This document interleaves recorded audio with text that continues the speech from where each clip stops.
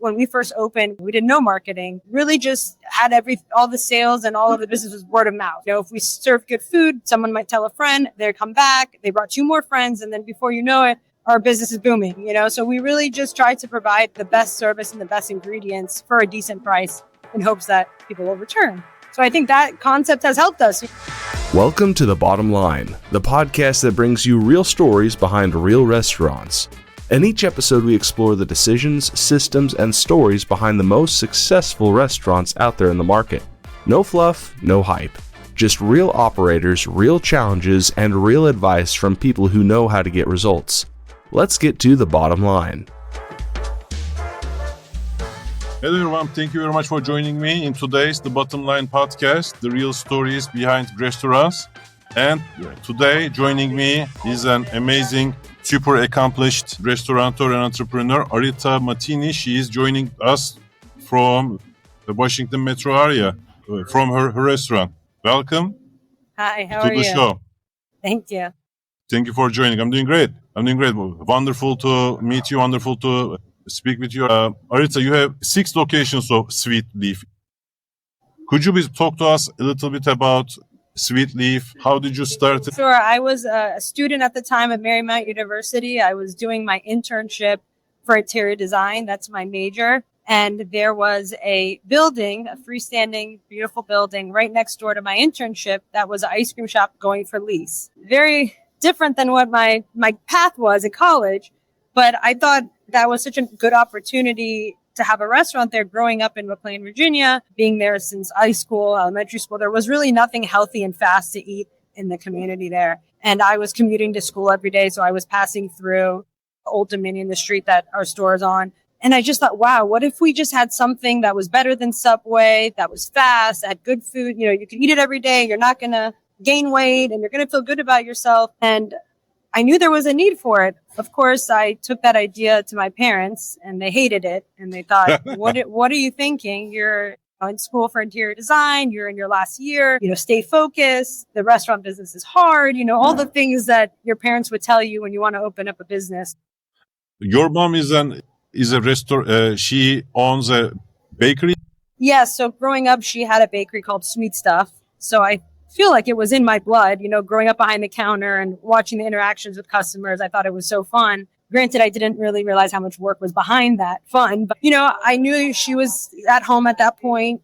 She wasn't working and I thought that she could help me kick this, restaurant idea off if they were on board, but at first they didn't like the idea, of course, but I was able to manage to get my mom and my dad and my brother to come look at the location. It was a beautiful building going, for lease. This ice cream shop was going out of business. Honestly, they saw my vision, which I'm very grateful for. They knew that there was opportunity to have a successful restaurant based off of the fact that we were from that area and we knew that there wasn't much to eat out there. I think when we opened, there was only 2 McDonald's and 2 Subways, which is ironic that there was just 2 of both and nothing else. So when we went to the location, my family saw the ability to maybe open this and be successful with it. So when that day was, February 9th, we went there and 3 days later, we signed a lease in 2009. Wow. And 3 months later, we opened our first restaurant. And I was still going to college. So I was doing night school and then I was working in the restaurant during the day, did summer classes to finish on time. And then, the rest was really history. After we opened our first location, there was really no looking back. And we just kept trying to open more and just, grow as fast as we could at the time where I think that fast casual concept was really blowing up in the area that we're in right now. So we're very grateful to get in so early on because now I think it would be very difficult to kind of enter that genre of food considering there's so much competition. And I want to show people like these amazing pictures. I love the menu. Oh, thank you. So Sweet Leaf, this is the website, Sweet Leaf, sweetleafcafe.com. The menu, there are soups, sweets, drinks, shakes, smoothies. I think smoothies, salads, and sandwiches. Oh my God. And look at these pictures. Amazing. A lot of smoothies. And everything is like very reasonably priced as well. Yeah, but we're trying to give people affordable, healthy food. Amazing pictures, by the way. Just Thank pops. you. Just pops. Wow. And the sandwiches. That's my favorite part. That's my favorite part too. They look very delicious. Thank And you. I want to show where the restaurants are. There are 6 of them, right? Right now, Yes. Arita? Yes. Alexandra is here. There's one in DC and, correct me if I'm wrong, 5 in Virginia. Yes. And here are the locations. I want to say this, like, I love the design. And these are not small locations, by the way. And is this like where the interior design? Yeah, I was able to use a little bit of it in the restaurants. A lot of space planning and Wow. creating it, but That environment, like, it gives a approachable vibe, clean and healthy, premium. I love the vibe of the locations. thank you. I want to show. Wow, these are some great same location. I'm in the same location. Which one is the first one? McLean, which will be, I think, further up. We go up, go DC. I believe it's right there. Down the third one. Third yeah, one, this that one. one. Yes. So the interior looks way different now. That was when we first were opening. Yeah. So we've probably updated the stores, each store about two times now since we've been in business. So yeah, that's the location. So, imagine this is an ice cream store going out of business. I thought, what better than bringing healthy food with this nice, patio and outdoor seating. So the dream came true there. It looks very clean. Yes. And like a homely, like it's inviting, and I love the landscaping and all that. The reason why I opened this one, not the fanciest one, is because this is where everything started in 2009. Yes. When there was an economical crisis, right? So you have gone through 2008, 2009, and then COVID. COVID must have, because this is a lunch concept, right? Yes. Lunch and breakfast. By the way, the breakfast stuff, I forgot that. Breakfast all day. Look at, breakfast items look very, very delicious. Like $7.29. I wish. Yeah, you guys those were- are not Miami prices. No, not at all. No. In Miami, we would also have like a Bloody Mary, like $18 Bloody Mary that has everything and me, on it. This was excellent. Thank you so much. Talk to us about the challenges that you have faced. Talk to us about what has changed in your area since you started this in 2000, and how did the area transform?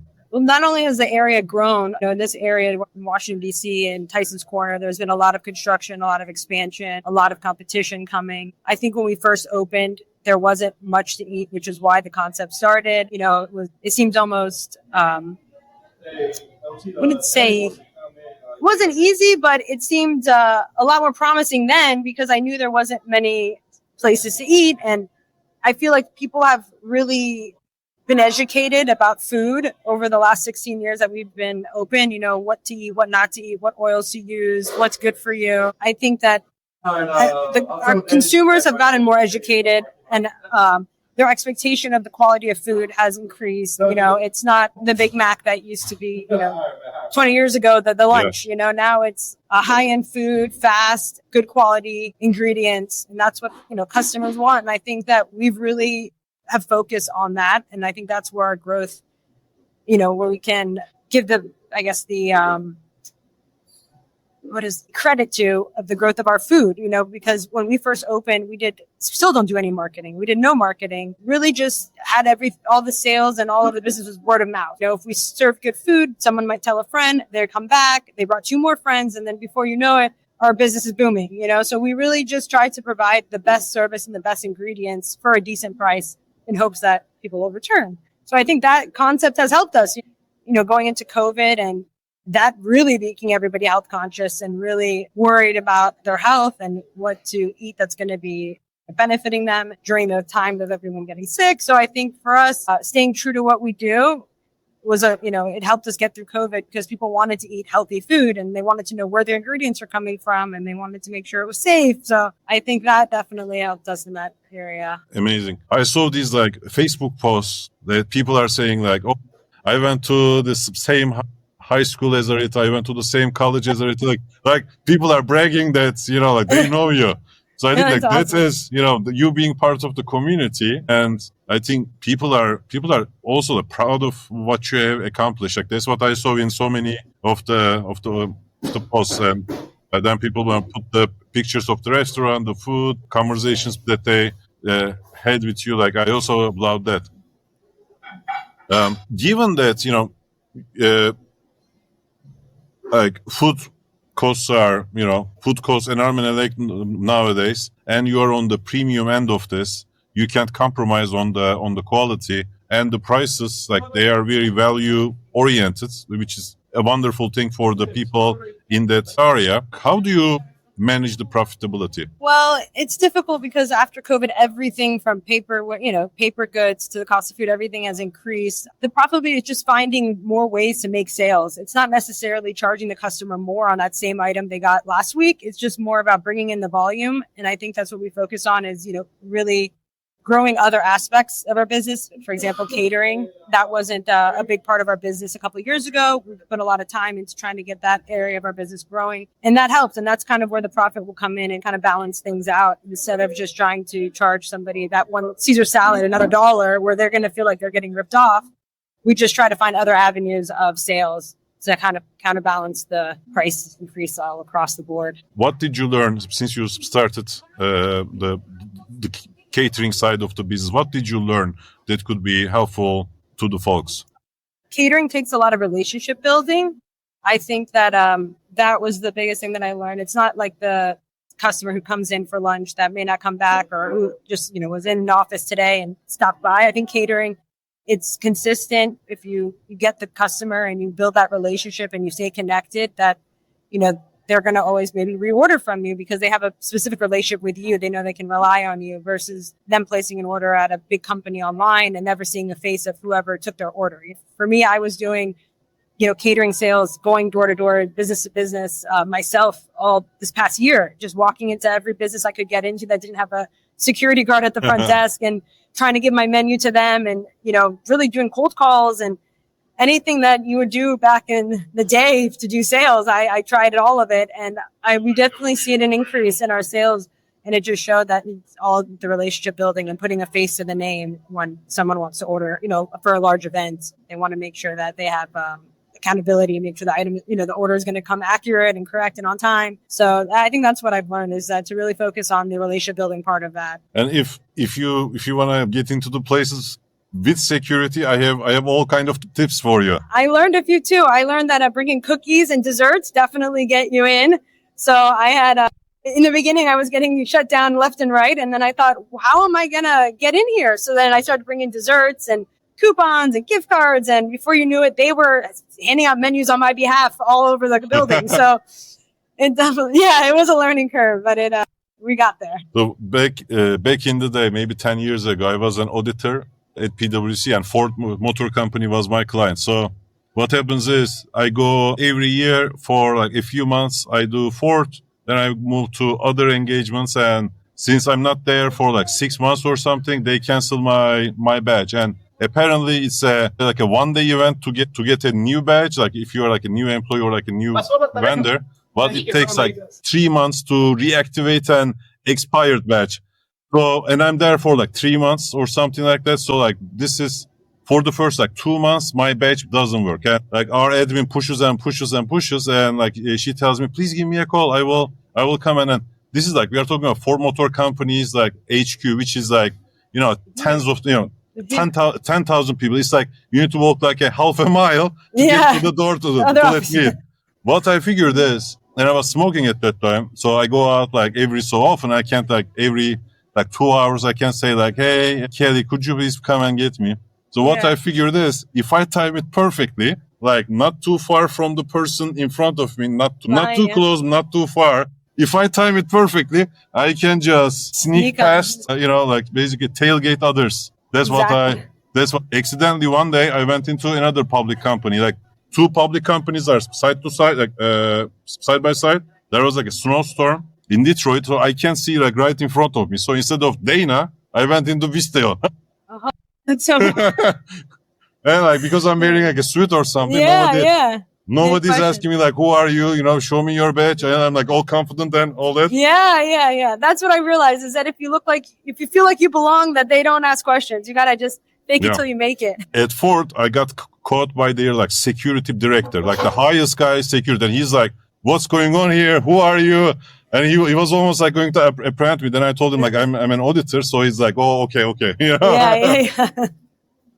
That's awesome. Fun stories. So you found that, you know, increasing the sales through alternative means, catering and all that, rather than, you know, bumping up the menu prices is the way to go. That way, you know, also that's a very smart way to like basically distribute the labor cost over a larger revenue base. Yeah. From a location standpoint, like one is in Washington, DC, what did you find that is working for your concept? What kind of a location, what kind of a demographic is working for your concept? When we first opened, we thought that being in the neighborhoods, being in a suburban area was the move. You got people all around, you know, mothers that don't go to work, you got kids, schools. So we thought, hey, that's probably the place to be. So we opened one in McLean, we opened one in Vienna. These are both neighborhood communities. And then we realized, you know, maybe it's, you know, our lunch was our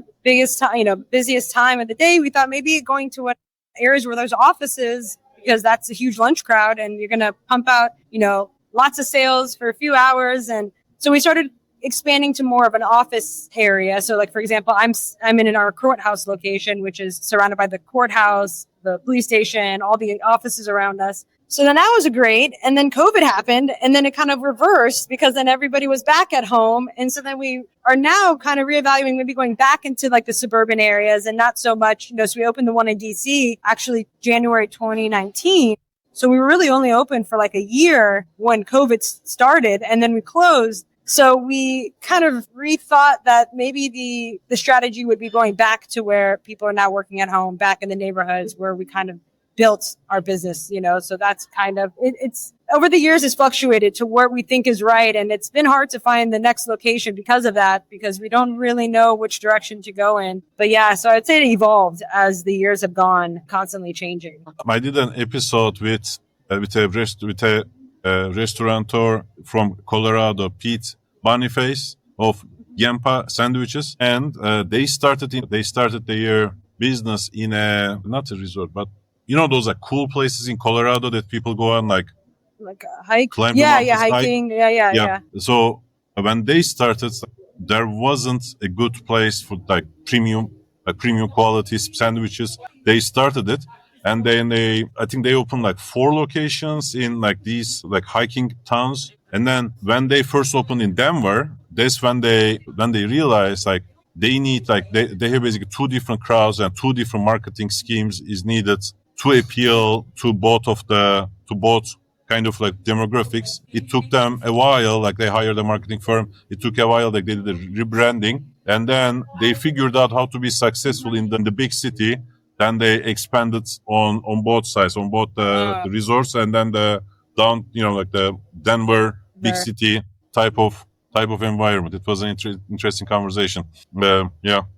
And I know I'm jumping all around, but like from a catering standpoint, what kind of systems do you use to make life easy on you? You know, like we can calculate the cost, get back to people fast. Like what can people learn from your experience? Well, we use Easy Cater, which I think really helped. Are you familiar with Easy Cater? Yeah. So they do all our delivery. So that really helped kind of take off the pressure of just getting the order on time. Taking that element away was already huge because now we're just focused on the food, making sure things look good, and we don't have to worry about delivery. So I would say partnering up with a third-party company in the beginning is very helpful, and they do a fantastic job managing that. You know, orders come in through email, you accept them, very streamlined process. So that was, and then once I was doing the sales, we started a CRM, so that way I could keep track of all of my contacts. And, you know, with the CRM, it tells you when to email them. It sets up the email. So that definitely helps. So I would suggest, you know, having a CRM for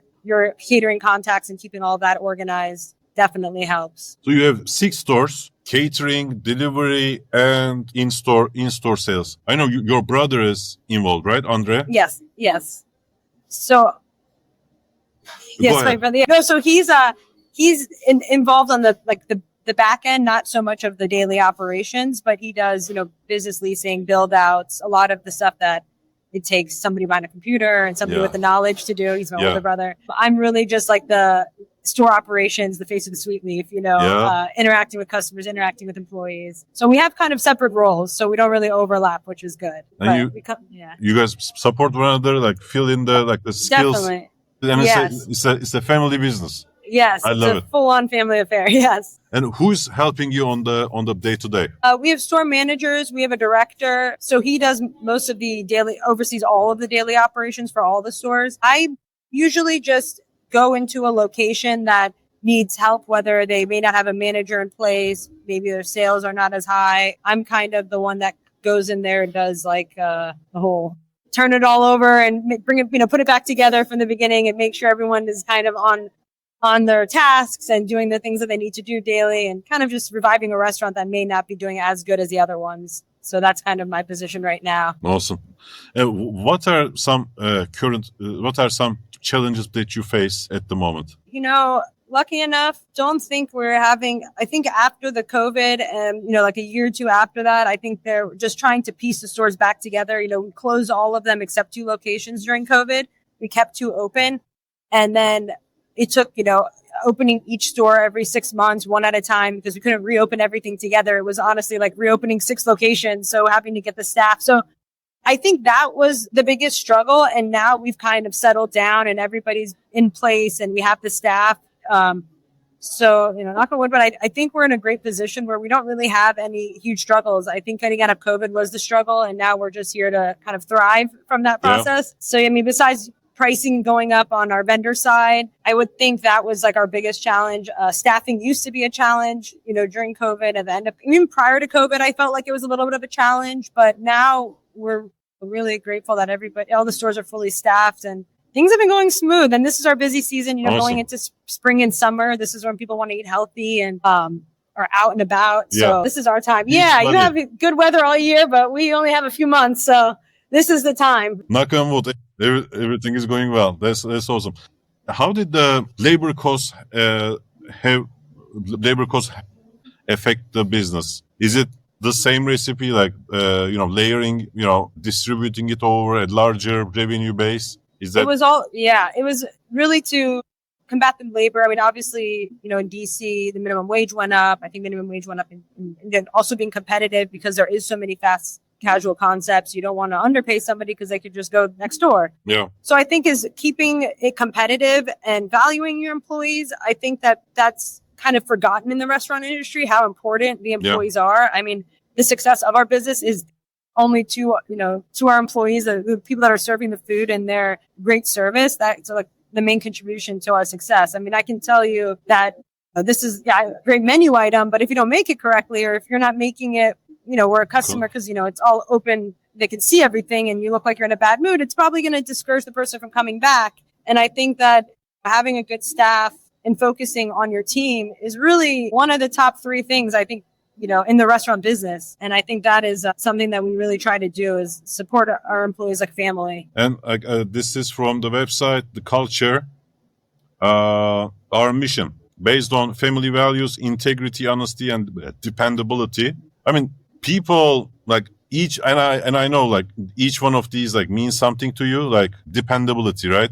Honesty, integrity, and like these are not just like words, and you have carried this into the made it part of the culture of the restaurant. Honest food made with real ingredients and a lot of love. I think when people start with like these like core values and culture, then like there is an idea on like what you want to build, and then you can build it. Because just like you said, like even if you have the best menu items, if it's not done consistently, and if people are thinking about like, I'm making so much, I'm not making enough, like they have all these thoughts in their heads, then it makes it so hard to get the right product out there. I agree. I think taking care of the employees is huge. I think that is the main ingredient outside of, getting a good product and having good pricing. I think having a good staff is the heart of the store. I think that's where it all kind of starts, and then you build, because if you don't have a good staff, it's hard to do anything, So I think that's the main thing. How is the lunch business now? I guess in DC, unlike They're back. New York, yeah, everybody's Yeah, they're back. Yeah, they're back. They're back. So offices are full now again. Even if people are working at home, they are forced to go to the office at least twice a week or 3 times a week. So we definitely have seen a pickup in our lunch rush, and also dinner. We rolled out grain bowls, like a hot item for dinner. So we do like a steak bowl, a salmon bowl. So with those grain bowls, I think that helped with our dinner. I think the grain bowls are about like 6 or 7 years we've had it on the menu now. So I think that contributed to helping the dinner and then having breakfast all day. So we just tried to figure out like different areas that we can bring in the business. What did you learn that really surprised you about the menu items? Something that you thought it would work, something that you thought it would never work, and then it worked? So when we first originally opened, we thought that the salad bar concept or the idea of being able to make your own was so big at that time. And we thought that if we could provide that for sandwiches and salads and people could come in and just, create their own sandwich, that would be great, almost like a Subway was or how Chipotle. But then what we found out was that people really aren't good at creating. They're not that creative. And we were just getting turkey sandwiches, lettuce, tomato, mayo, lettuce. And then, there was nothing special to that. So we rolled out one sandwich that had toppings on it. And at the time it was called our chicken special. And it was chicken, provolone cheese, pesto, sun-dried tomato, avocado. And it just took off. I mean, it was like the only thing that people bought at that point. It was like just the chicken special. So then we thought, okay, let's add it permanently to the menu. We decided to call it the San Remo. And then we eventually started adding signature sandwiches. And then that really changed because we had our signatures. We had a few signature sandwiches, but not to where we have a full menu now. And I think that really changed the view on coming here and just getting a basic sandwich. I think people now can get very chef-crafted sandwiches with high ingredients that you maybe couldn't make at home. And I think that it really changed from in the beginning in 2009. We just thought, everybody wants to create their own. But in reality, people don't want to think. They just want the item to be ready and good at the end. So now going from being very heavy-based craft items, make your own salad, make your own sandwich. Now it's a lot of signature items and a lot of things and so I learned that people don't want to make those type of choices. They would rather just choose something off the menu. It's much easier and you can, get customers coming back because you have specific flavors that you start craving versus just like the lettuce, tomato, mayo or mustard, So I think that was a learning point. Our menu has definitely evolved, obviously from the beginning to now with adding grain bowls, adding, the signature sandwiches, adding soups, 2 soups a day. Every day we have fresh soup. So we've tried to implement a lot of little things to kind of build the sales and also give people a variety. The kids menu. I mean, we do so much. There's just so much going on in this store. So it's a little bit of everything for everybody. Awesome. And what's next for you? Like, what's the future for Sweet Leaf? Hopefully to open more. I mean, we are constantly trying to find locations like, real estate's expensive, locations are expensive. Trying to figure out the right place. We do have, some locations in a more of a city atmosphere, some in a suburban, and just trying to find that sweet spot to see what's going to work for the next location. We did close 2 during COVID. So we actually used to have 8 locations.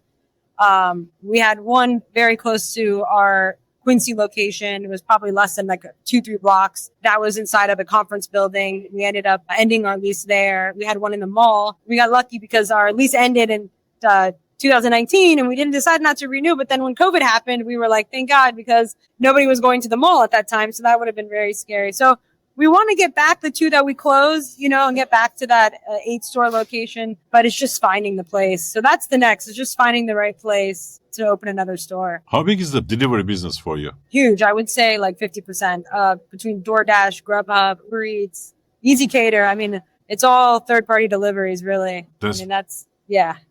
And we do our own delivery. We have an app that does deliveries. You just a lot of drivers coming in and out of the store all day. That's awesome, man. The interesting thing about the delivery business is like everybody focuses on the commissions and whatnot, but then when you add up like all the packaging materials, like especially like when they're like branded and whatnot, But at the same time, they provide a significant chunk of sales. Like yes, and how about the competition? Sweet Greens, right? Mm-hmm. They open like 1 million locations. Last time I checked, like I don't know who's bankrolling them, but their profitability issues and they've grown so much. How is that affecting your business? Maybe not them, but like similar competitors, like from a pricing standpoint. We try to stay competitive with the pricing. I mean, there's we're in an area where Kava came from here, Sweet Green came from here. There's a lot of competition that started in DC. So just trying to stay competitive and offer the same, if not better, ingredients with a competitive pricing. I mean, that's really the only way. And I think, once you come into the store, you see how much we offer, that if you're in a mood for a sandwich, you're not going to necessarily go to Sweet Green or Kava or, Rudy or any other that you're going to come here. I think that just kind of offering a little bit of everything has gotten us like a little bit ahead, because we kind of cover all the flavors. Even with our salad dishes and our grain bowls, we try to cover like a Mediterranean flavor or like a Eastern Asian flavor. We try to have different kind of flavor palettes to kind of just, have everybody enjoy what they eat here. So I think just staying true to ourselves, doing what we do, just providing that good service and good food is all we really can do to stay competitive. Yeah, absolutely. Consistency, like you said, consistency in service, consistency in the food, and value and then good food, good value, and then consistency. When the three merge and the restaurants look with your like personal touch on the interior design, do people like eat and go, or do they stay for a while, like work? Yeah, writers and whatnot. Yeah, so some locations people are in their laptops and hanging out, but really I think it's more of an eat and go. It's not, because there's just so much happening in the store. It's not like the most peaceful, quiet place. There's a lot of, so it's hard to do work here. But yeah, I would say mostly, unless you're having lunch with a friend and you're hanging out, but most of it is a grab and go. Awesome. Arita, is there anything you would like to add? I think we covered a lot. We covered a lot. How can people get in touch with you? They can email me. My email is arita.matini@sweetleafcafe.com. They can call the stores. They can find me on Instagram. I mean, they can get in touch with me in any way. Anyway, the website is sweetleafcafe.com. People can order online. Catering people, like attorneys in DC, all big DC offices. Area. Here you go. Don't even think about anywhere else. Yes, exactly. And the smoothies look very good as well. I know, you got to come to DC. You got to come to. By the way, yeah, I mean, huge success at a very young age. You thought about this despite all challenges that were thrown on your way. Created a beautiful concept that anybody can be super proud of. Thank you so much.